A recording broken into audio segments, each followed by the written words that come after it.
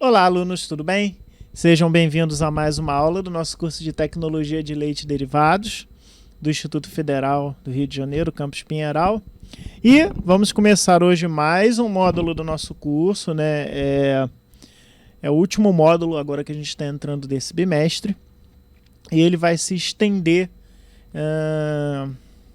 até o final do curso, que a gente agora vai falar sobre a tecnologia de produção de vários derivados de leite. Beleza? E vamos começar pelos queijos. Ok? Então vamos ter duas aulas teóricas de queijo. Hoje é a primeira, depois teremos a segunda na semana que vem. E depois vamos ter várias atividades, vídeos relacionados apenas à produção de queijos. Ok? Então, primeiro assistam essas aulas teóricas para vocês estarem bem embasados. E só depois vocês vão assistir os vídeos que eu vou começar a disponibilizar. Vídeos relacionados à produção mesmo, videoaulas, que nem eu já tenho postado para vocês, como se fosse uma aula prática online. Beleza? Então, começamos o quarto módulo, Tecnologia de Produção de Derivados de Leite. E começaremos com produção de queijos.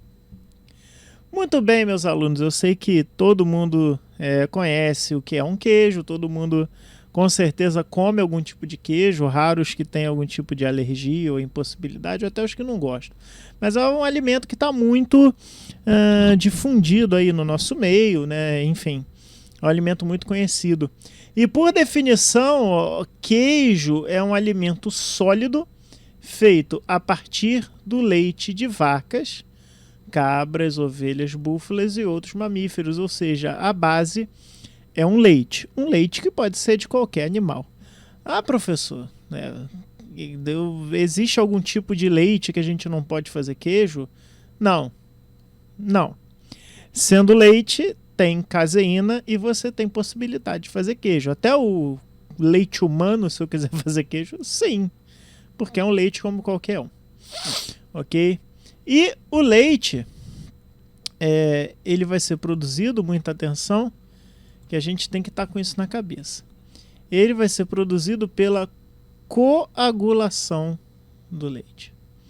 Ok? Então, o processo de coagulação que a gente vai estudar, a gente vai ver como é que é, a gente vai entender como é que funciona, e aí sim a gente vai partir para a parte de destrinchar os processos de fabricação de diversos queijos. Vocês têm que entender como é que funciona esse processo para quando vocês forem colocar a mão na massa, vocês saberem onde vocês podem errar, o que pode melhorar.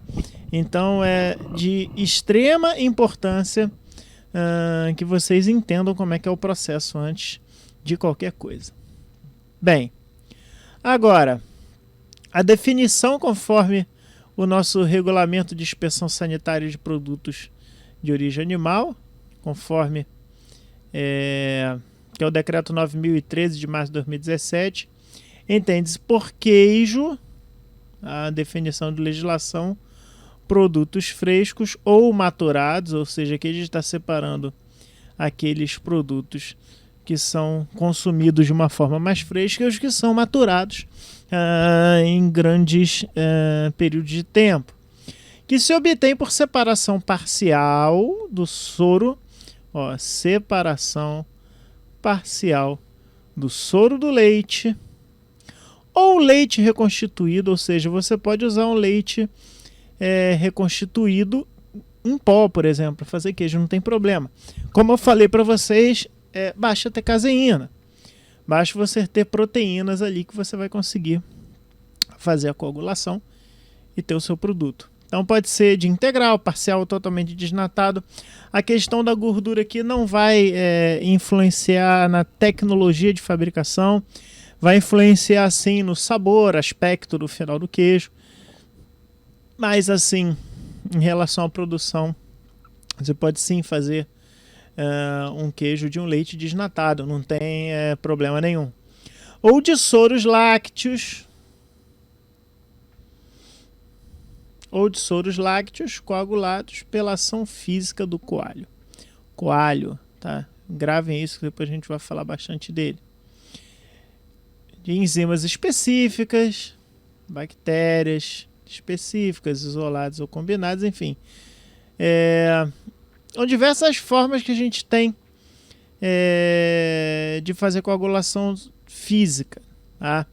Usando enzimas, bactérias, enfim, diversas coisas. Todos de qualidade apta para uso alimentar, obviamente, né? Tem que estar dentro do padrão de segurança. Com ou sem agregação de substâncias alimentícias e ou especiarias. Isso é aquele queijinho temperado, com orégano, com ervas finas. Desculpa. Isso é aquele queijinho temperado, com orégano, com ervas finas, pimentinha, embebido no vinho. Então você pode combinar o queijo com outras coisas. Condimentos, aditivos especificamente indicados, substâncias aromatizantes e matérias corantes. Então, aqui dá para ver que o mundo do queijo é um mundo, é um universo praticamente, né? A gente tem uma definição, né, mais básica, que o queijo se entende como produto fresco ou maturado que se obtém por separação parcial do soro do leite. E aqui as diversas, né, nuances que a gente pode ter aí no nosso queijo, no que diz respeito a condimento, a diversos tratamentos e por aí vai. Bom, em relação à história do queijo, né, acredita-se aí, pelo que a gente sabe em termos de estudo, que o primeiro queijo pode ter sido feito por pessoas lá do Oriente Médio. De novo, o Oriente Médio, aí lembrando, né, que o Oriente Médio ele sofria por um ambiente, ele sofre por ter um ambiente árido e não muito propício à agricultura. Então, a cultura de animais, no caso, né, a criação de animais, ele prevalecia nessa região da Terra. Então, pelos povos túrquicos nômades da Ásia Central, onde se acredita que os primeiros queijos apareceram. Uma vez que peles de animais e órgãos internos inflados têm, desde os tempos antigos, servido como recipientes para armazenar uma grande variedade de produtos alimentícios, ou seja, usavam-se peles de animais, órgãos internos inflados, como estômago, bexiga, né, própria tripa, dá para você fazer bolsa com aquilo. Então eles aproveitavam essas vísceras que tem uma proteína viscoelástica, né, muito resistente, para fazer recipientes. Então, muito provavelmente, é provável, que o processo de produção do queijo tenha sido descoberto acidentalmente, ou seja, foi ao acaso, ao estocar o leite em um recipiente feito do estômago de um animal. Sim, eu podia tirar o estômago do animal, eu sei aí que os protetores dos animais ficam chateados com isso, mas era um hábito daquela época. E o que acontece? O cara guardou o leite ali, beleza, foi pro deserto, foi fazer alguma coisa, né? E quando ele foi, né, sentiu fome, falou, vou tomar um pouco daquele leite, desceu o soro, né? Desceu a água. Ele, o que aconteceu? Quando ele viu dentro da bolsa tinha uma bola de um coágulo de proteína. O cara comeu aquilo, achou bom. E aí foi. O queijo nasceu. Assim como a gente vê sempre na área de alimentos que grandes alimentos tiveram assim, a descoberta meio que ao acaso, né? E foi desse caso. Então a transformação do leite, né, numa coalhada, numa coisa sólida, e soro por uma enzima quimosina. A quimosina é uma enzima presente já naturalmente no estômago, que vai fazer essa coagulação do leite, essa coagulação enzimática, vai transformar ele em uma coisa mais pastosa, mais sólida. Então tem uma lenda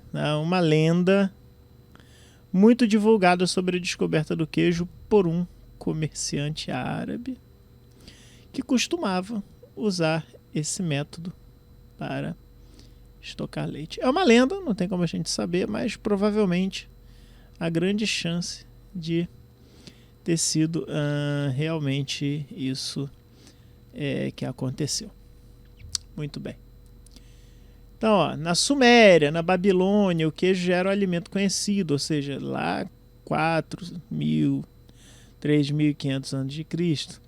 Também referem testemunhos dos egípcios, hebreus e caldeus, nos banquetes das antigas Grécia e Roma.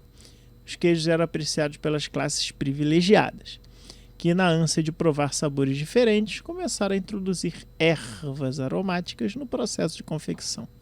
E aí nasceram aqueles queijos aromáticos com ervas, enfim. São conhecidas receitas gregas de bolo à base de queijo, de cabra e de ovelha. A gente vê aqui nas pinturas, ó, assim, pessoas se alimentando de queijo aqui dentro de esculturas aqui em pedra.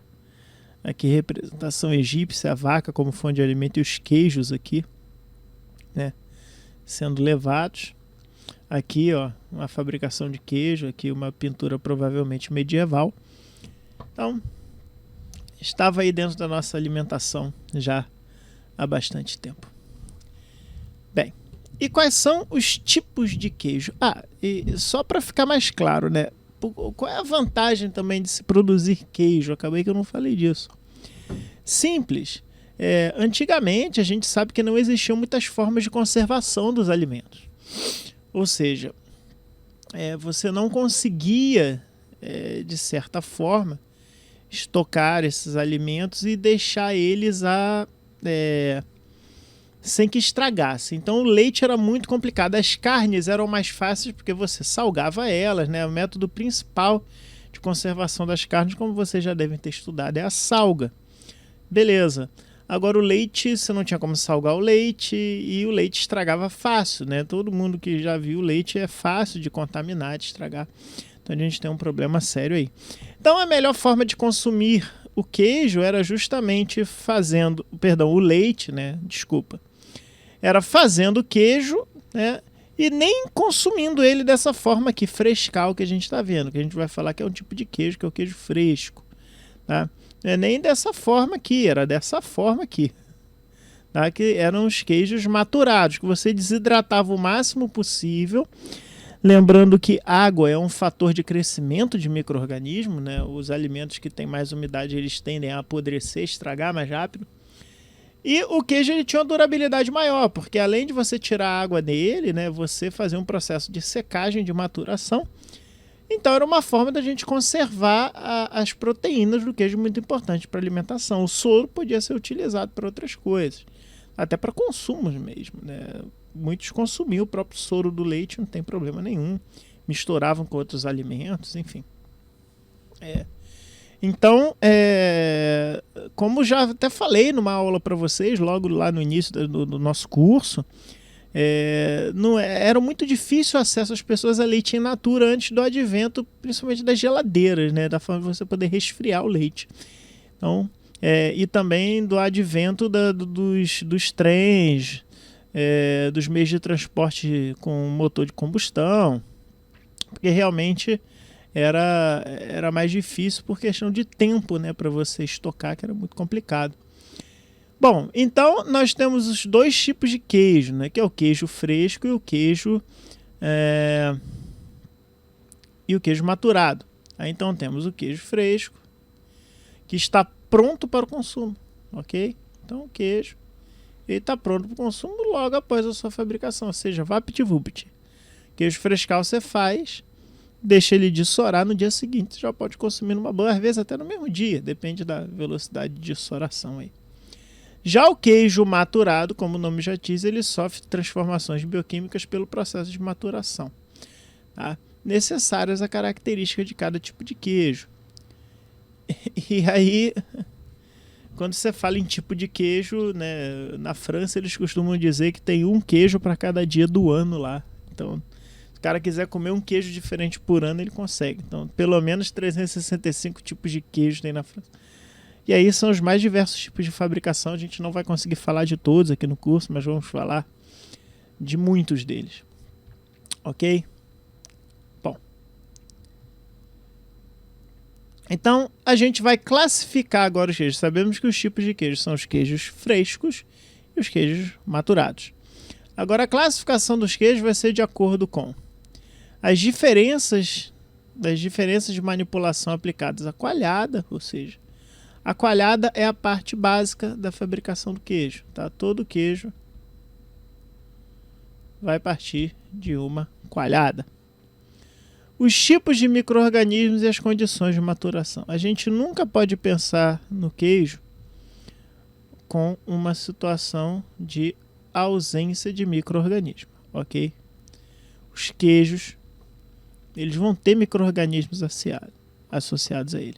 Agora, as condições de maturação que vão ver, né, que vão favorecer ou não o crescimento de determinados tipos de micro-organismos.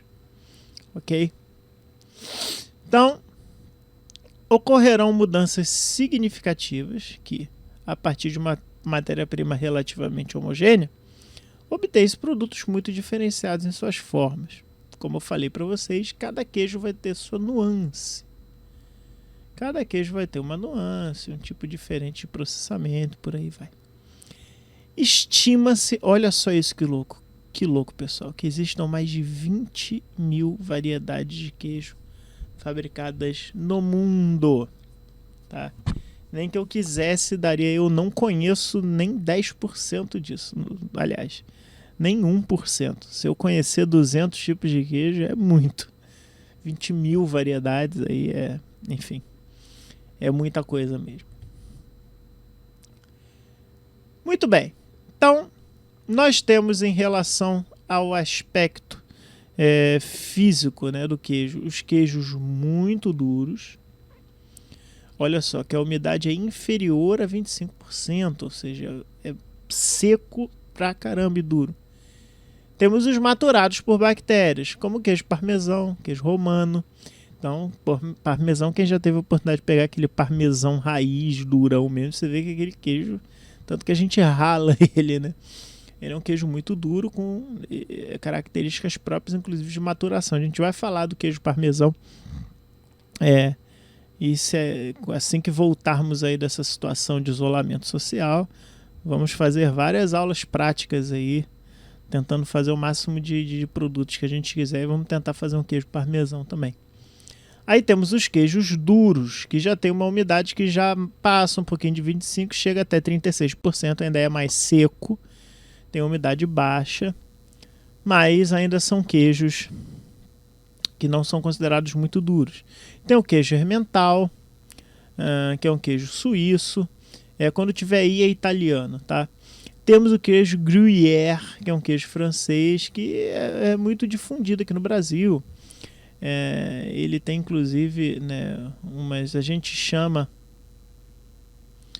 essas bolinhas dentro de buraquinhos de olhaduras, tá? Ele tem muitas olhaduras dentro dele. É um queijo muito saboroso, ok? Queijo francês, Gruyère. Esse seria com buracos ou com olhaduras, tá? O nome desses buraquinhos são olhaduras. Ou sem buracos, né? Também maturados por bactérias, que é o Cantal, o Cheddar, que é da Grã-Bretanha, o Cheddar, né? O francês fala Cheddar, o Manchego espanhol, Castellano no caso, Morron, o Edam, o Gouda, é um queijo muito bom também, que é holandês, e o Caciocavallo, é italiano. Aí passamos para os semi-moles, que a umidade é de 36% a 40%, ou seja, passa um pouquinho dos 36%, mas vai até 40%, que já tem mais uma suavidade, né? Tem maturados por bactérias, que é Gallegos, o Manchego, é uma variação do espanhol também, do Manchego, que é o tipo Manchego, né, que a gente chama, não o Manchego original. O São Paulin, francês, o Lancashire, da Grã-Bretanha. Maturação por bactérias e bactérias... Opa! Aqui está duplicado, foi mal. E leveduras superficiais, como Limburger, Tilsis, Belpazese ou Munster. E maturação por morfos internos. Esse daqui a gente vai conhecer alguns, ó. Queijo semi-mole, tá? O gorgonzola é mais difundido aqui no Brasil, que é o italiano. Ele é muito parecido com o original, que é o Roquefort. Quando a gente falar desse queijo mais na frente da produção deles, a gente vai falar um pouco sobre a história do queijo Roquefort, que foi um queijo que foi descoberto nas cavernas da região. Descoberto não, né? Os franceses, né, iam trabalhar a região de Roquefort. Na França ele tem esse nome por causa da região. Eles iam trabalhar e levavam pão e queijo para o seu almoço, né? Produtos muito difundidos na região, e era um queijo de ovelha que eles levaram da região ali de Roquefort. E alguns caras esquecidos lá esqueceram o queijo dentro da caverna de um dia para o outro. No dia que voltaram, eles mofaram. Mas quando eles provaram, o povo tinha uma mania de provar coisa mofada naquela época, era uma coisa. Eles viram que era um queijo bom. Aí começaram a fazer, deixar o queijo mofar lá. E é interessante que ele tem que ter tem que ser naquelas cavernas da região, tem que ter aquela temperatura, aquela umidade característica daquelas cavernas. Então, ele é um queijo que tem indicação geográfica, regional, né? Tanto que a gente só pode chamar de queijo Roquefort, o queijo que é feito lá na região de Roquefort. E o gorgonzola é um genérico dele, né? Bem parecido. O fungo é o mesmo, tá? O fungo aqui é o Penicillium roquefort, que é o fungo que vai fazer essa transformação no queijo. Então já são queijos maturados, ok? Que são chamados de queijos azuis. Ainda tem o Stilton em inglês e o Dana Blue dinamarquês, né? Dana vem de daneses, né? Blue de azul, que são queijos chamados de queijos azuis. E os queijos moles, que tem aquela umidade superior a 40%, tá? São mais macios, tá? São os maturados por mofos superficiais, que é o camembert, o queijo brie, que são queijos franceses, que a gente vê aquela casquinha branca por fora dele. Ele é muito macio, parece até um creminho por dentro, tá? Que ele tem uma umidade muito alta, maior de 40%. E os não maturados, tá? Que é o mozzarella, o cottage, bourgogne, o Villaillon, desculpa, e o petit suisse da França. São queijos não maturados, tá? Aqui a gente conhece o mozzarella, é a nossa famosa mussarela. Então, resumindo, temos os queijos muito duros, queijos duros, semi-moles e os moles. Ok? E aí diferentes tipos de maturação entre eles. Bom, em relação ao teor de gordura do EST, só lembrando aqui que o EST é o extrato seco total, tá? Lembrando que nesse caso aqui retira-se toda a água, retira-se toda a água, e o que sobra é o EST, é o extrato seco total. Não é o extrato seco total desengordurado, que aí nesse caso a gente teria que diminuir a porcentagem de gordura. Então nós temos o queijo extra gordo, que tem uma quantidade mínima de gordura de 60%. O gordo, que tem entre 45% e 59,9% de gordura. Presta atenção, não é 60% de gordura no queijo, é desculpa, no extrato seco total. Ok? Só para vocês podem se assustar com esse número. Falar, nossa, nunca vou comer um queijo desse. Mas um queijo parmesão, ele é de gordo extra gordo, ele tem muita gordura, tá? Se você pegar o queijo parmesão de ralar, você sente até o dedo saindo gordura, né? Ele fica meio oleoso assim. Mas vejam bem que a gente está trabalhando em cima do 60% de extrato seco total, por favor.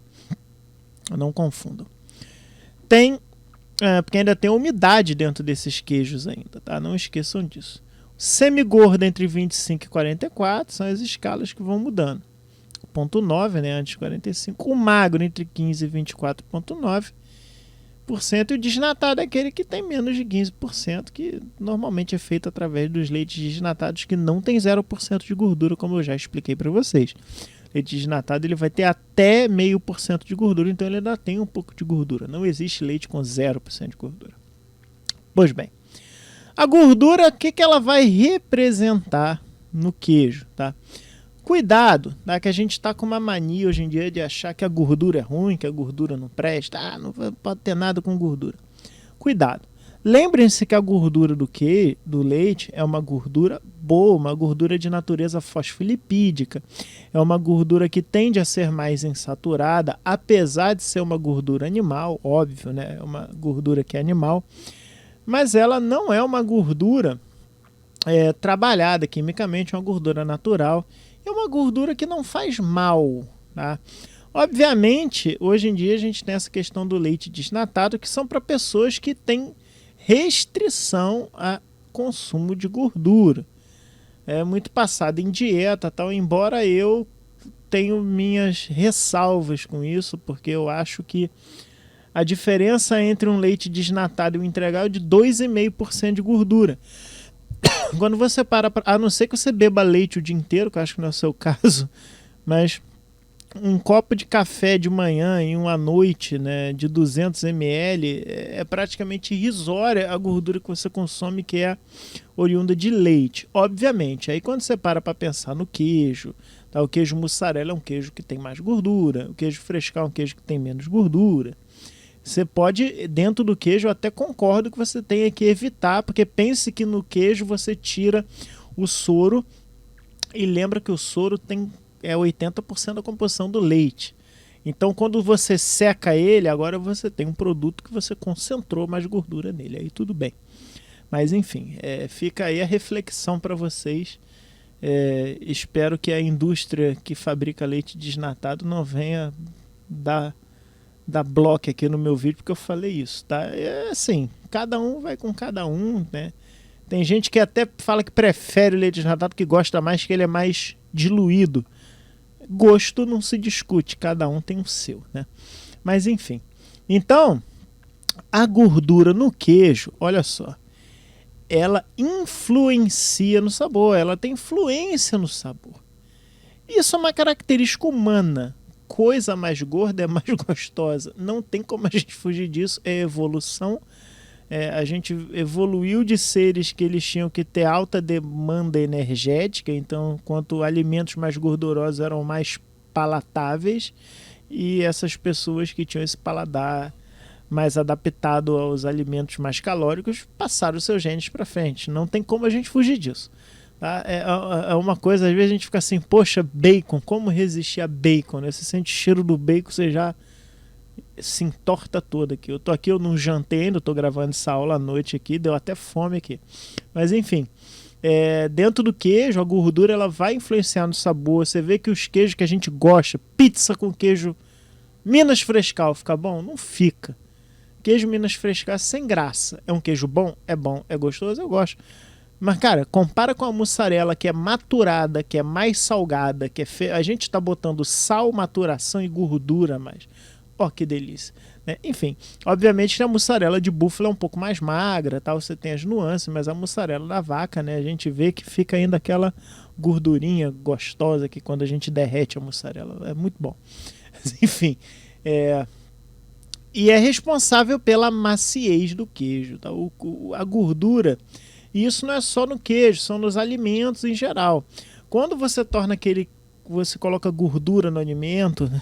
Por exemplo, o pão, vamos pensar num pão doce ou num pão mais fofinho, mas o que dá aquela coisa de gente, nossa, como tá fofinho, como desmancha na boca, é a adição de gordura, pessoal.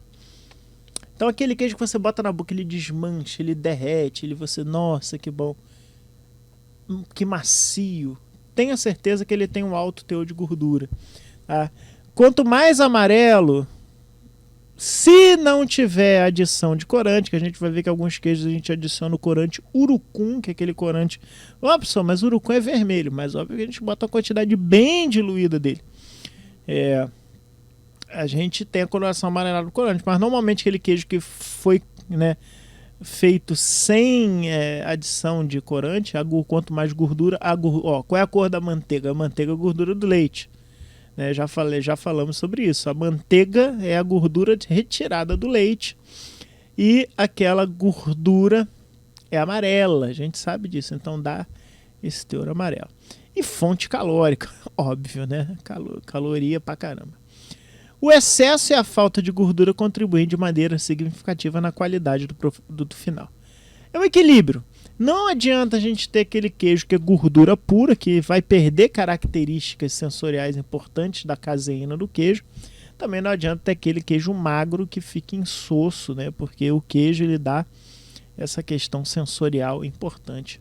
Perdão, a gordura dá essa questão sensorial importante ao queijo. Mas, em termos de produção, se a gente tiver excesso de gordura, a gente vai ter problemas na coagulação, a formação do coágulo por uma questão físico-química.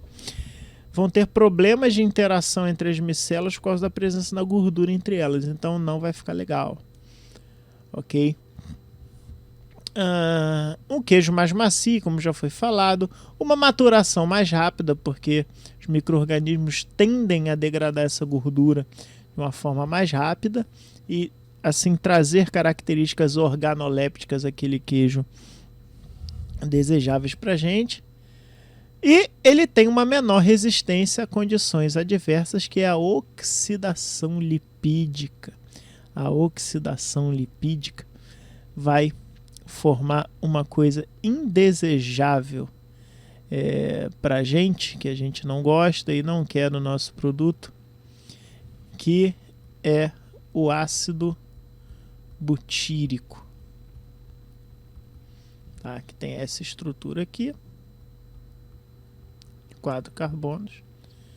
Desenhei uma a mais, foi mal, vamos fazer de novo. 1, 2, 3, 4. Tava certo, né? 1, 2, 3, 4 é o ácido butírico, ou o ácido butanóico, que é o que dá aquele cheiro do ranço, né? Então, quanto mais gordura, mais suscetível à rancificação, ou seja, você ter aquele produto rançoso, você tem.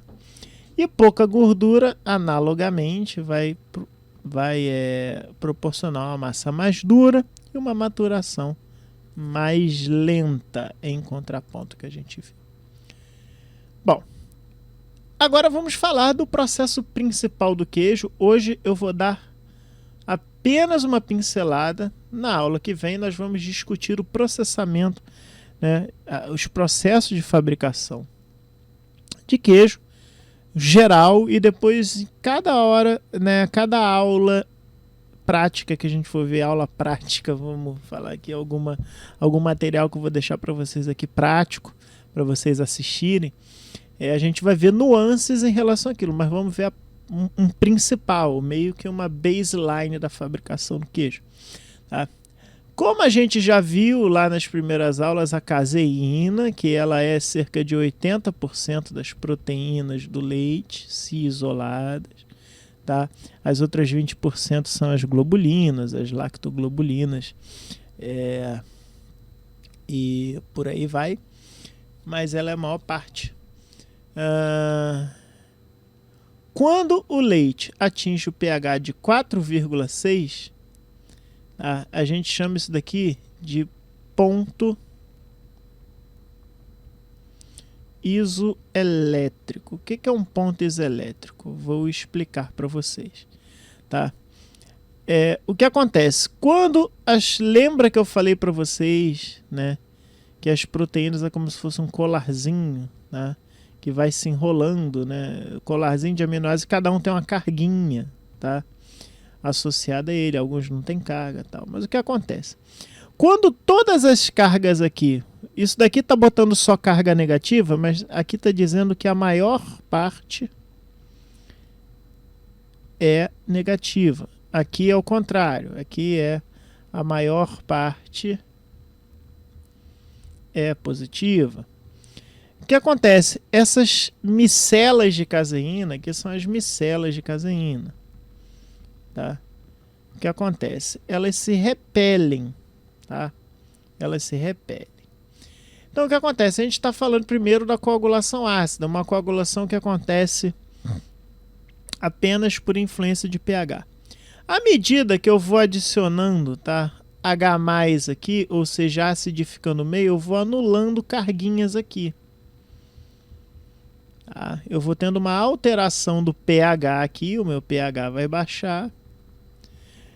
E o que acontece? Chega um momento, que é o tal do ponto isoelétrico, que é o pH 4.6, que eu vou ter, tá, o número de cargas positivas igual ao número de cargas negativas. Ou seja, vamos supor que ela tenha 500 cargas positivas. Quando ela fizer 500 cargas negativas, 500 menos 500 dá zero. Por isso que é ponto isoelétrico. É ponto onde as cargas positivas se igualam às cargas negativas, e aí ela fica com carga zero, fica sem carga, e ela acaba precipitando na forma de coágulo. Ok? Precipita. Porque elas não têm mais cargas para interagir com a água, nem para se repelir entre si. Tá? Lembre-se que a água interage aqui, né, através dos seus polos positivos. Lembrando que a água, né, ela tem um momento de polo positivo nos hidrogênios e negativo no oxigênio. Beleza. Agora, obviamente que se o pH também baixar demais, eu posso ter cargas positivas aqui englobando aqui e ter repulsão. Então, por isso que existe o ponto certinho isoelétrico químico de virada canônica, que é o ponto de 4.6. A caseína tem um pH para acontecer isso daqui, que é o pH 4.6. Ok? Isso a 20 graus. A 40 graus, aí já vai acontecer a 5.2. A gente tem variações nessa temperatura, mas a coagulação química tem a ver com a anulação de cargas, com desbalanço de cargas, até você chegar no famoso ponto isoelétrico, que é aquele ponto onde as cargas se completam e fica zero, ok? E temos a coagulação enzimática, que agora não está sendo feito por um produto, por uma química, né, que tem a ver com a química de acidez e basicidade, mas por uma enzima, ou seja, uma outra proteína que vai fazer alterações, né? Ela vai fazer alterações na caseína. E aí essas alterações vão levar à coagulação, mas são alterações estruturais, tá? Alterações estruturais. Beleza? Então, essa enzima, como a gente viu, né, a quimosina é um tipo de enzima que fez, né, lá do estômago do bezerro, que faz esse tipo de trabalho. Então, a gente chama essa enzima de coalho, tá? E a enzima, né, ou renina também, o extrato a gente chama esse extrato de renina, tá? Ele é procedente do abomaso, que é um dos tipos de estômago, tá? A gente tem 4 tipos de estômago nos ruminantes, de bezerros lactantes, que é onde você tem essa enzima, é onde você recebe o leite, tá? E ali ele coagula, cujo princípio ativo é a quimosina, que a gente já viu, tá? Então, coalho ou renina, o princípio ativo desse extrato é basicamente a quimosina, que contém apenas pequenas quantidades de pepsina. Bom, os coalhos atuais, eles costumam conter quantidades variáveis de pepsina, que é uma outra enzima, tá? Entre 10% e 60%. Na Espanha e Portugal, já utiliza-se o coalho vegetal. Olha que interessante, existe um coalho vegetal, que é um extrato de algumas espécies de cardos, né, que é um tipo de flor, tá? É do gênero Cinara. E aí eles usam ele para coagular queijo de ovelha. Então essa enzima não está só nos estômagos. Para quem tem, assim, se alguém for vegano, coisa do tipo, não quiser usar, bem que o vegano não vai comer queijo, né? Vegetariano, vamos dizer assim, mas que tem a pena de estar usando um estômago de animal, né? Porque se o animal morreu para dar o estômago. Então você pode optar pelo coalho vegetal de flores. Então existe essa opção. Mas o coalho que a gente compra no mercado, que a gente usa no dia a dia, elas são enzimas de biotecnologia, tá? Elas são elaboradas por fungos, principalmente Mucormyriae, Mucorpucillus e Endothia parasítica, ou inclusive recombinante, por bactérias recombinantes que receberam o gene para produção da enzima e fabricam para a gente à vontade. A gente não usa mais essa questão do estômago de bezerro lactante. Daí já caiu por terra. Hoje em dia é muito mais fácil utilizar através da produção de micro-organismos. Ok, pessoal? Então, por hoje essa é a nossa aula. Foi um prazer estar aqui com vocês. Espero que tenha sido proveitoso. Na aula que vem, nós vamos continuar falando dos queijos, mas dos processos. Agora, processamento, como eu falei, de um queijo em geral. E depois vamos ver as nuances nas aulas que vão seguir, que vão ser mais vídeos, né? Que eu vou passar para vocês aqui. Depois vou fazer algumas considerações com eles.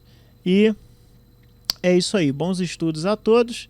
Não esqueça de acessar o nosso material lá na plataforma. E até a próxima aula. Tchau, tchau.